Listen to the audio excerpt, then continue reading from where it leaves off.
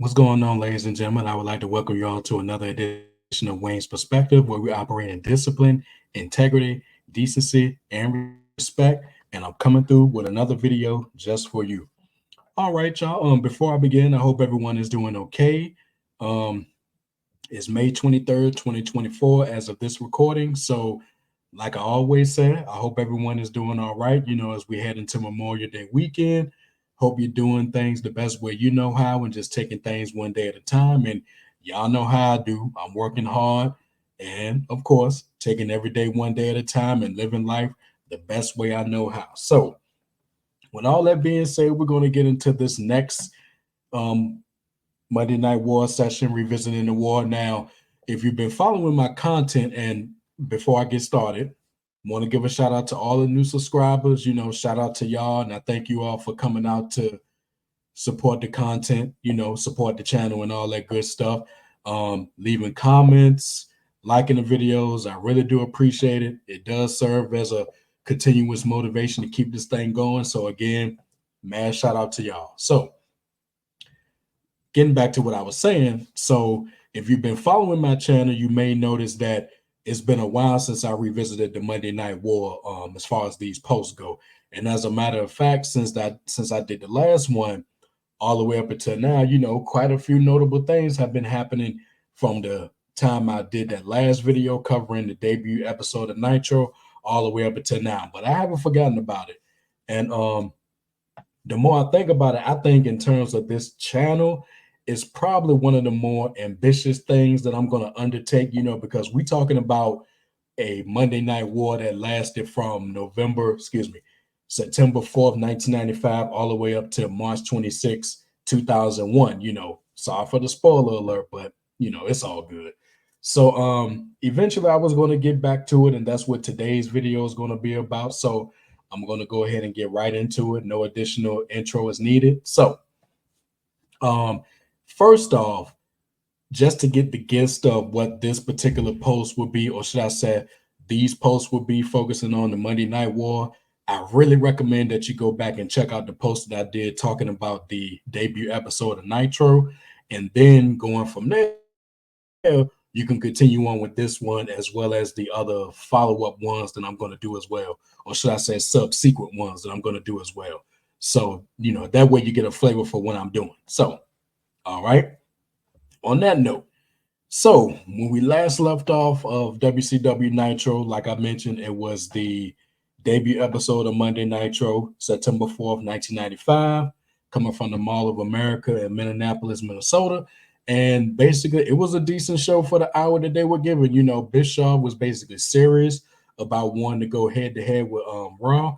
And not only that, but he had the entire night to himself for that night. It drew a 2.9 rating, which, if you want to round it up, you could say 3.0.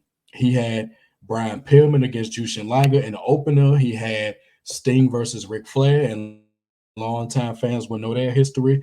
And he had a main event of Hulk Hogan versus Big Bubba Rogers for the WCW title. But I think what most people remember from that show to this day, and I'm one of them, is Lex Luger returning to WCW for the first time since 1992 and pretty much blindsiding Vincent and WWF because he was pretty much on their TV, the previous week or so. So for him to show up on the debut episode of Nitro, I mean, that was big in 1995. And quite frankly, when I think about that period, it's still big today because it was one of those unprecedented moments or holy shit moments, as one of the articles I printed out back in 2000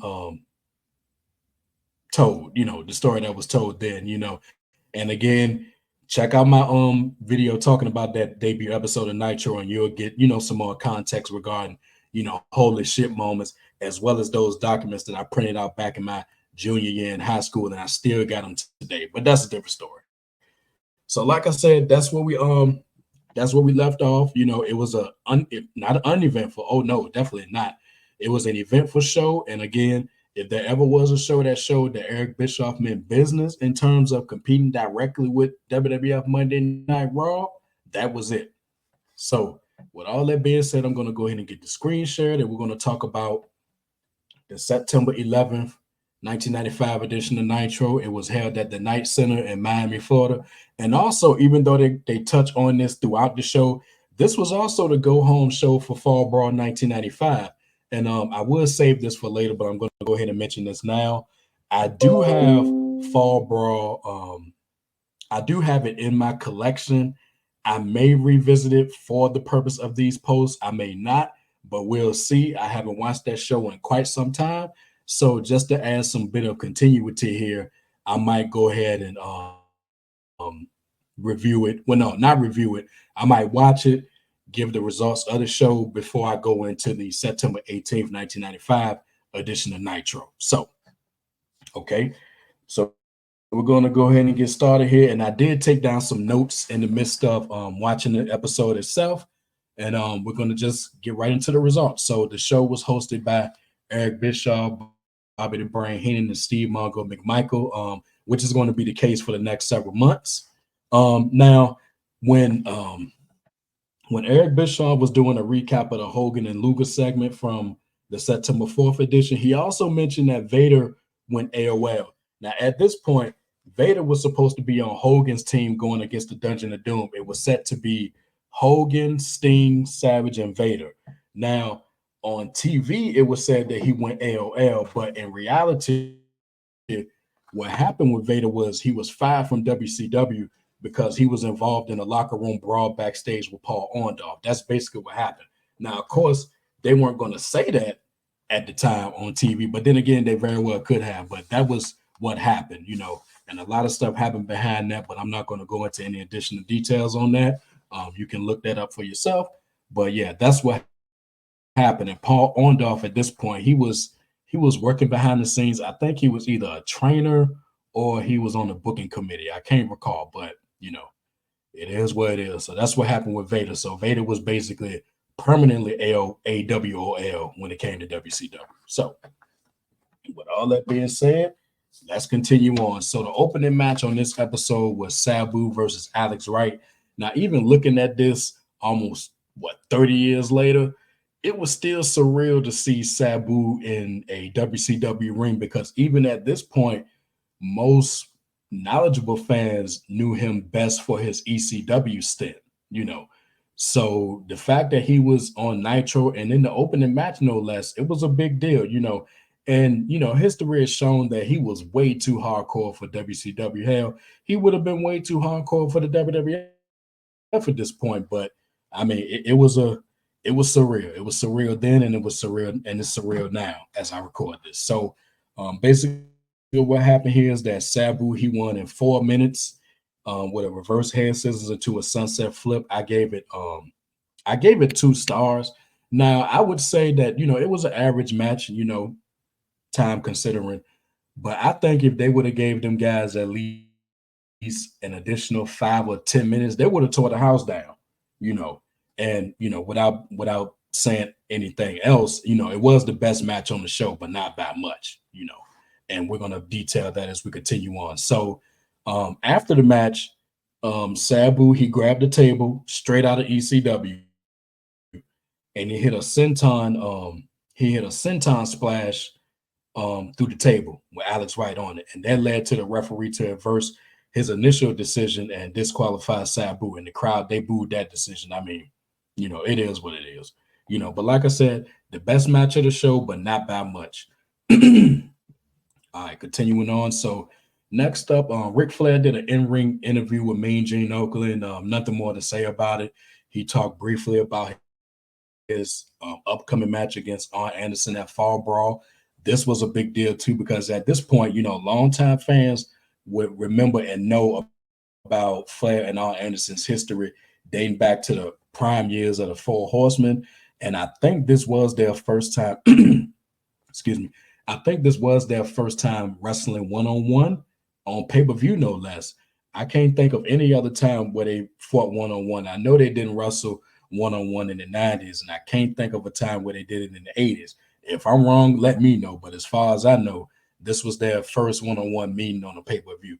And then just to make things even more meaningless, Lex Luger just comes out to the ring, has a brief stare down with Ric Flair, and of course, they have history too. Longtime fans will remember They're classics from back in the day, such as the ones that come to mind is the excellent match at Starcade '88. Flair won that one, and then they had two matches in 1990. I think one was at Capital Combat, the Return of RoboCop, and I think the other one was Wrestle War. Now that one at Capital Combat, I think that was a steel cage match, and that's when they had a steel cage match and then a DQ. But that was WCW for you. And I think the Wrestle War one was when Sting was hurt and he came out on crutches, and Luger had to make a choice: either beat Flair for the title or stand there and watch Sting get taken apart. So, nevertheless, he ran out, helped Sting, and I think he got counted out. Now it's been a while since I watched those matches, so I may or may not have the pay-per-views mixed up, but I do remember those two matches from 1990, especially the one from 1988 on Starcade. Now, if I had to pick the best one right now, I would say Starcade. So right there, I gotta revisit them, and watch them back to back to see which one is better. But that's neither here nor there. But yeah. So like I said, Luger just came out and just said some things never changed and walked out. So why even have him come in? But I digress. Next match was a WCW title match against Sting against the debuting VK Wall Street, better known as IRS from the WWF. Now, what's notable about this match is not what happens in the ring. Sting, he won in 4 minutes and 16 seconds with a Stinger splash and a flying crossbody off the top rope. I gave it a star and a half. And VK Wall Street, he lost in his debut. So that pretty much relegated him to mid-card status for the rest of his tenure. But that's no surprise. Now, the most notable part was what happened during the match. Well, before the match and during the match. So this is when Eric Bischoff infamously gave away the results of that night's Raw on air. He said, and I quote, speaking of Shawn Michaels, but when number one, he said that the show was about 2 to 3 weeks old. He wasn't too far off from that because at this point, Raw was mostly taped, so a lot of their shows was in the can, were in the can. So Eric Bischoff said, and I quote, he said, and this he being Shawn Michaels, beats the big guy with a super kick he couldn't earn a green belt with at a local YMCA. The shade.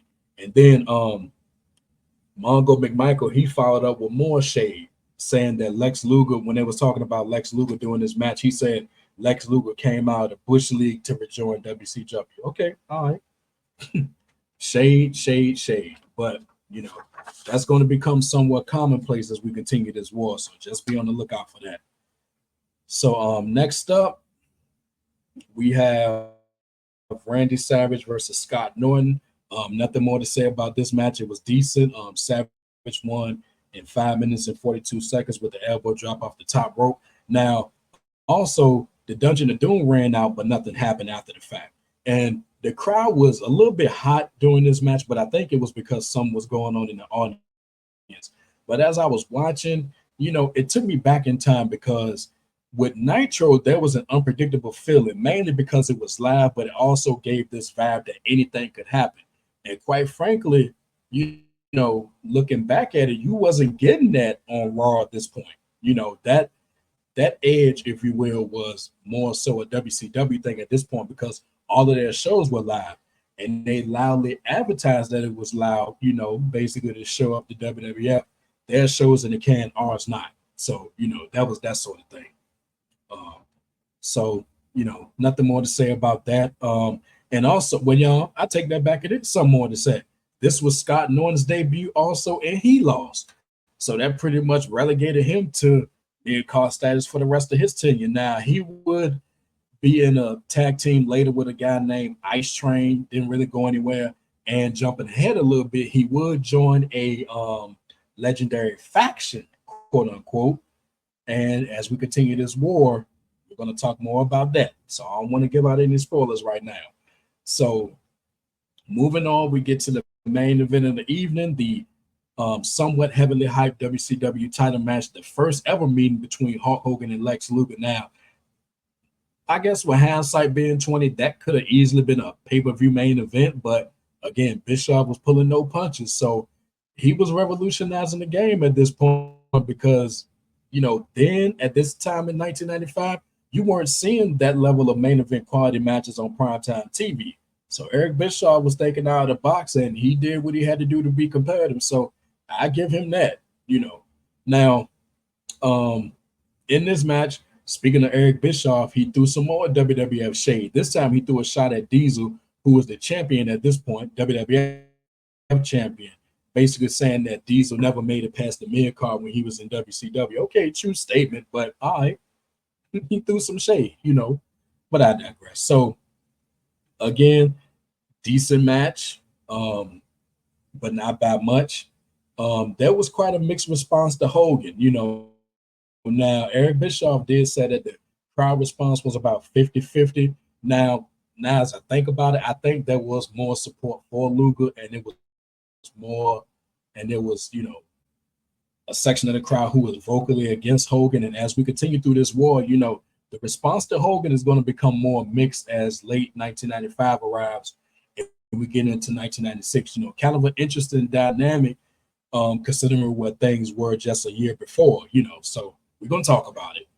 Um, so basically, what happened here is that the match ended at 5 minutes and 32 seconds when the Dungeon of Doom ran in, followed by Sting and Savage. I gave the match a star and a half. It was basically a what DQ, I think. Yeah, that's what I got right here. Hogan won by DQ and retained the WCW title. I took my eyes off the screen for a minute. So yeah, so that's what happened. Now we get to the post-match interview. Now I just want to make a couple of points. Now, looking at Sting and Luger in the same ring with Hogan and Savage, it's still amazing to me that we never got that title match. We never got the Mega Powers against Sting and Lex Luger, which also could have been a main event match. Now, jumping ahead a little bit, I think it was a couple of episodes of Nitro when Hogan and Savage were teaming up. They were calling them the Mega Powers. And to this day, I'm wondering how in the world they get by that, because I would assume that Mega Powers was trademarked by the WWF, thinking about 88 to 89. So it was very interesting. But yeah, that would have been a hell of a tag team match for a main event. And, who knows who would have won. But yeah, I just wanted to make that point. So also during this post-match interview, Hogan said, look, bless his heart.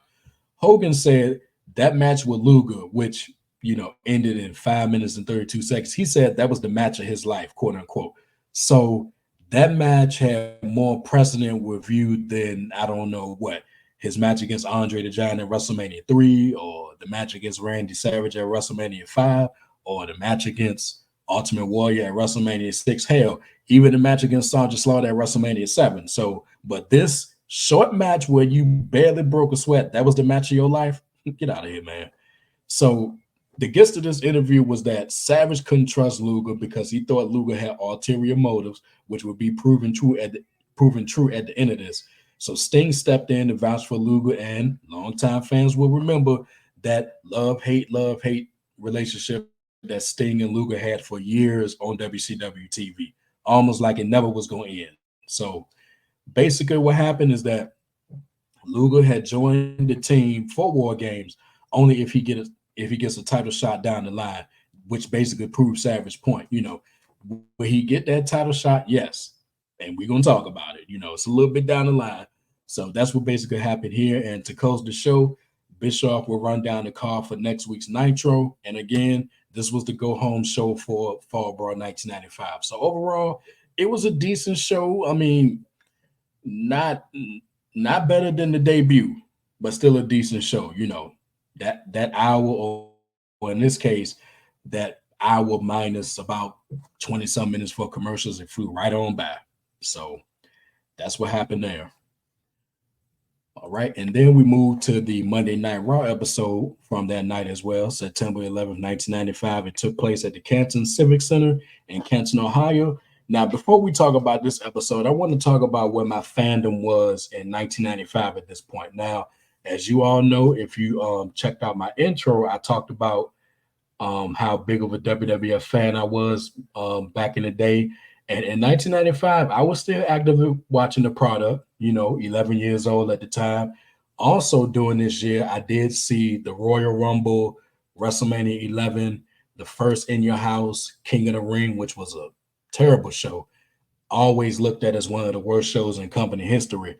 And I think I also saw In Your House 2 at my grandpa's house as well. So I saw all of these on pay-per-view at the time when they aired. Now my grandpa, God rest his soul, he had a hot box at the time. Now, longtime fans, especially those if you're in Petersburg, Virginia, listening to this, y'all remember what a hot box was.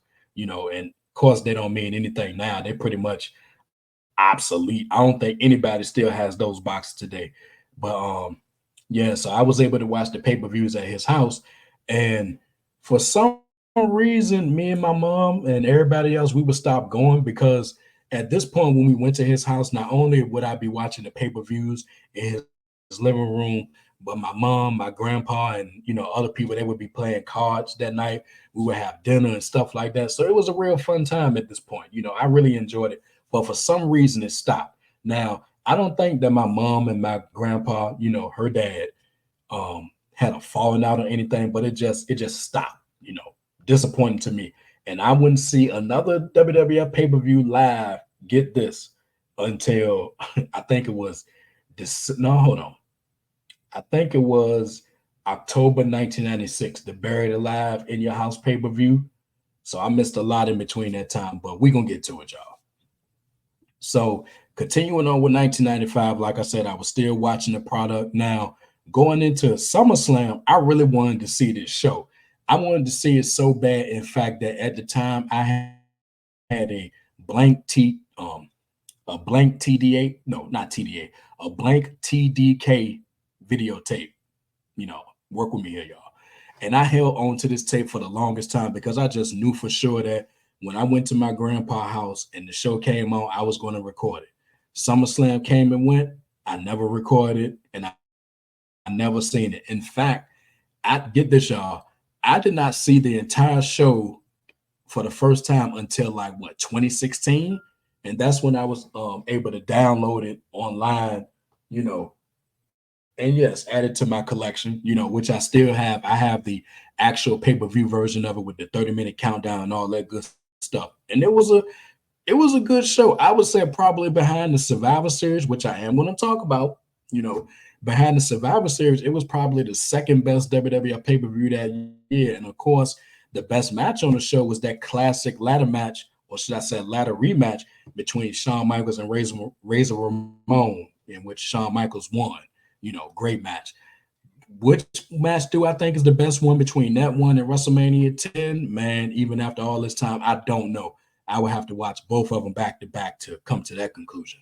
So, and interestingly enough, at the time, um, on screen, they were saying that President Gorilla Monsoon, rest in peace to him, Miss Gorilla Monsoon. Um, what was said on TV was that Gorilla Monsoon changed it because the fans didn't want to see a Shawn Michaels versus Sid match. They wanted to see a ladder match. Okay, cool. But behind the scenes, I can understand why they changed it because when you look at the card wasn't spectacular to begin with. So to have Shawn versus Sid, and potentially not have Razor Ramon on the card, knowing that you're going to have a Diesel versus Mabel main event, which really nobody was really checking for, they had to do something, And what better way to give them something other than, ladder rematch, which did still a show. And I believe it was voted as the best match of the year in 1995, and rightly so, you know. So so that brings us to this episode of Raw. And like I said, well, no, I didn't say this at the beginning, but that night's show, well, no, no, no. Last week's show was preempted due to the US Tennis Open, and that's something that would happen for years, you know, specifically during this war, and there was nothing that really the WWF couldn't do about it. And word at the time was they hated that, and I can see why, because nobody likes being preempted, and then that gave WCW a full night to themselves, So So without further delay, y'all, we're gonna get into this particular episode. And again, it was taped, you know, no secret about that. It was hosted by Vince McMahon and Jerry the King Lawler. So we go right into the opener. Razor Ramon against the British Bulldog, David Boy Smith. Rest in peace to both of them. Um, a fairly decent match. This may or may not have been their first time wrestling each other, but what they did was decent, but a little bit on the slow side. So the finish came when, after a ref bump, Razor Ramon, he hit the Razor's Edge. Dean Douglas, also known as Shane Douglas for you ECW fans, he ran in. He knee dropped Razor Ramon after a pin attempt. Then the 1-2-3 kid came in but got snap suplex by Douglas. Then Davey Boy Smith, the British Bulldog, he power slammed Ramon, but the 1-2-3 kid came off the top rope and splashed Ramon by mistake. So the British Bulldog, he won the match by DQ at 7 minutes and 13 seconds. And again, 2 stars for this one. So the post-match interview, basically there was dissension between the 1-2-3 kid and Razor Ramon. So, on screen they were friends, and off screen they were friends too. And we're going to talk about that more as we cover this war.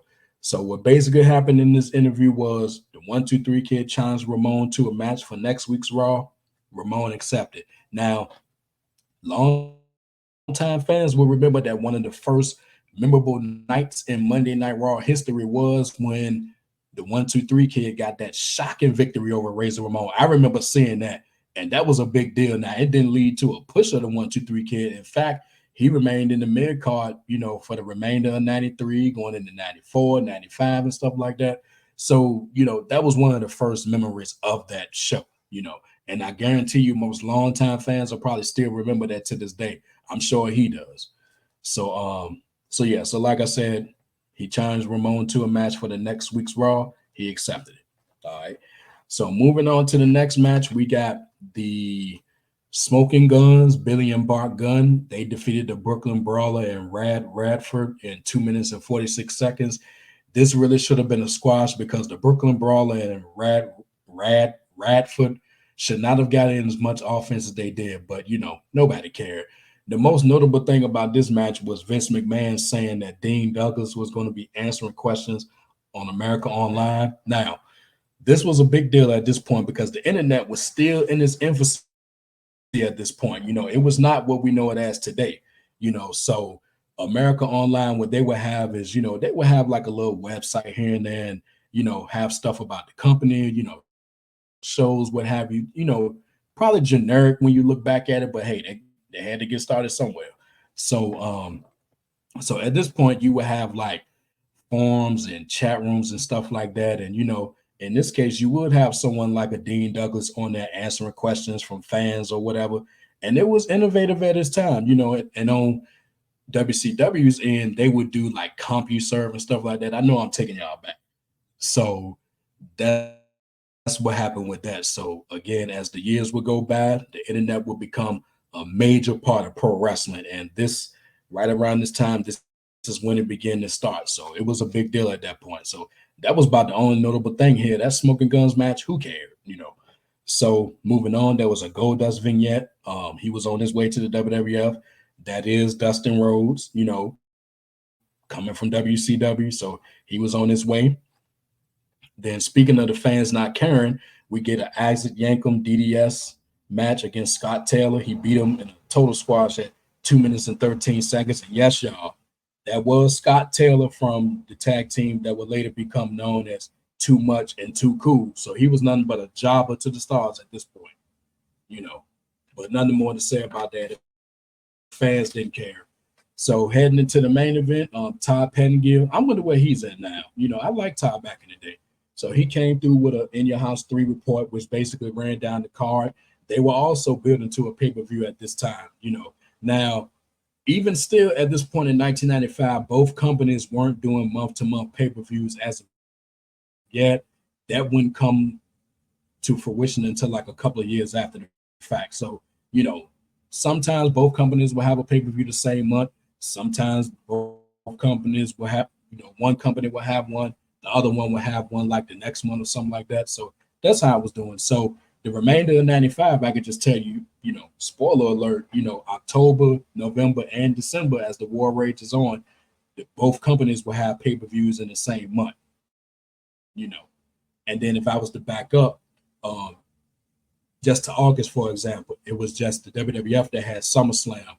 WCW didn't have an August pay-per-view at this point, but that would change in 1997, excuse me, 1996. And we're going to get to it.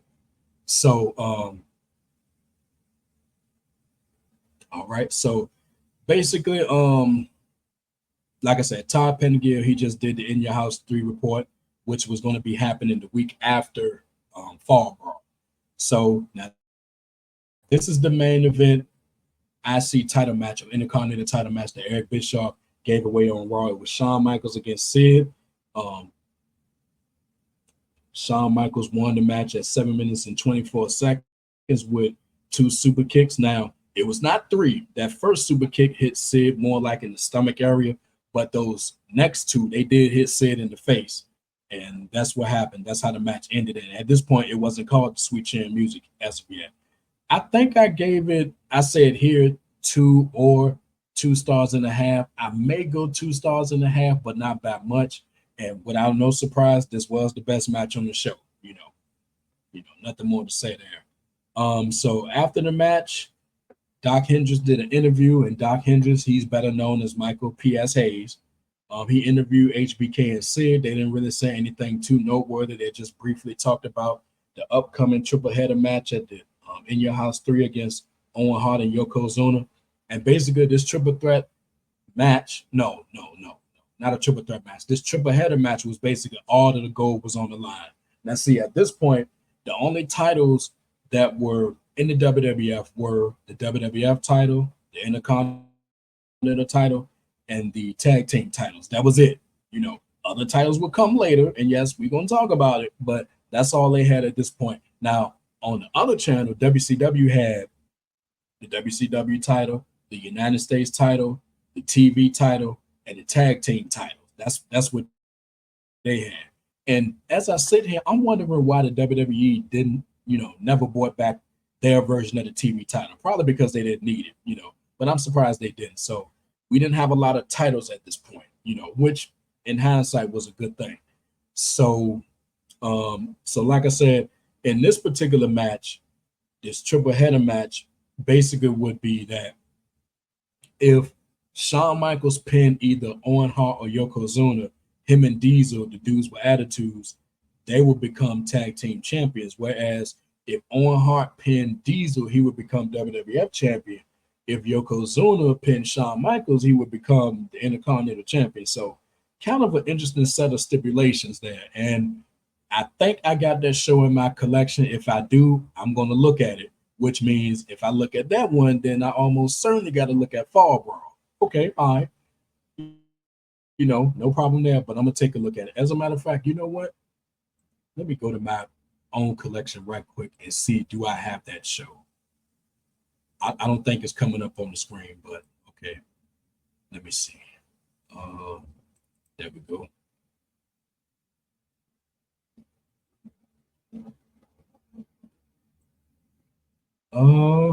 Nope, I do not have this show.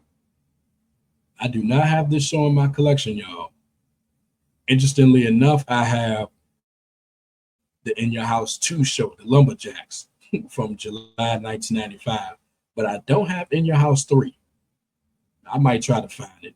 Don't count on it, though. So, getting back to this interview, Diesel said at the end, he said, with 2 dudes with attitudes, we're going to be 2 chaps with all the straps.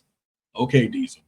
So basically, the show closed with a rundown of the of next week's Raw, which pretty much confirmed that it was taped, and they were showing clips of showing everything. Nitro wasn't doing that. And looking back at the time, was it a real wise move to show highlights of the show?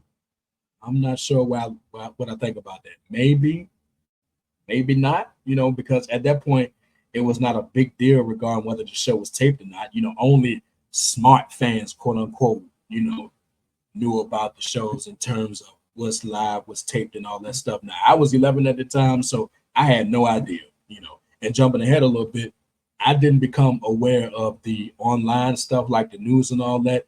That didn't happen until like 1999 when I was a sophomore in high school. That's when I started to become part of the quote unquote online community, you know. But that's another subject. Um, so we come to the end of both shows. Raw that night did a 2.2, Nitro did a 2.53. So technically they won the first head-to-head battle by a couple of points. You know, and for this show, for this episode, I would say Nitro was better.